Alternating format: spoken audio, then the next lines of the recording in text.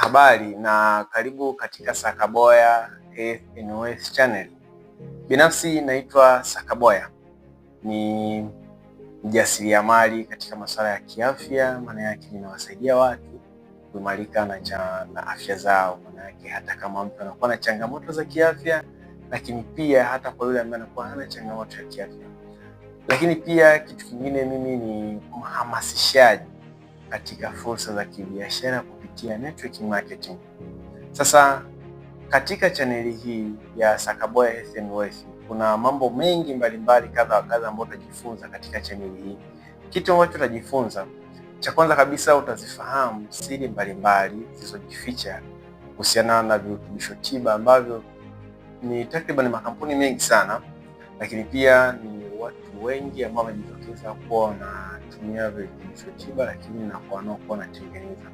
Sasa kuna siri mbalimbali ambazo tunatakiwa kuzitambua na kuzifahamu, kwamba katika siri hizo kwamba hivi virutubisho tiba ambavyo navitumia vina viambata gani, vina nini ndani yake, ninaweza kuitambuaje au naweza kuitambuaje virutubisho tiba hivi kwamba ni sahihi na ni stahiki ambazo mimi napaswa kutumia.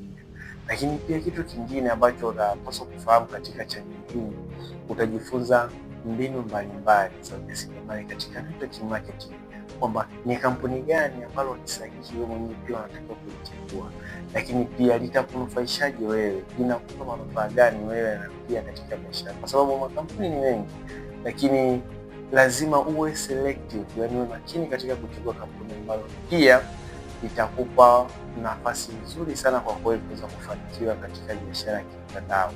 Sasa katika Sakaboya Health and Wealth Channel utajifunza. Kwa hiyo maana yake utajifunza kitu kuhusiana na afya, lakini pia utajifunza mambo mengi sana kuhusiana na kiuchumi.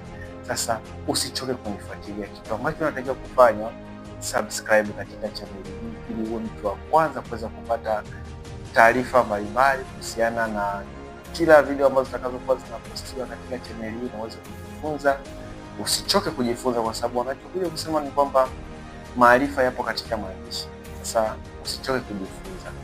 Mwingine anakuwa ni mzito katika kusoma, lakini kupitia clips za video au audios ambazo zinakuwa zinatolewa utakapokuwa unasikiliza video hizi, na mambo mengi sana ambayo utakapokuwa unajifunza, na yanakuwa ni mengi kwenye maandishi. Kifupi yanakuwa ni mengi, lakini katika video au audio anakuwa ni kwa udogo, lakini kwa maana zaidi. Kwa ule ujumbe mdogo wa dakika 2 mpaka 3 na kubeba maana kubwa sana katika kwako wewe kuweza kukurahisishia au kufanyia pesa kuweza kusoma kitabu. Sasa Sakaboya Health and Wealth ipo hapa kwa ajili ya kusaidia.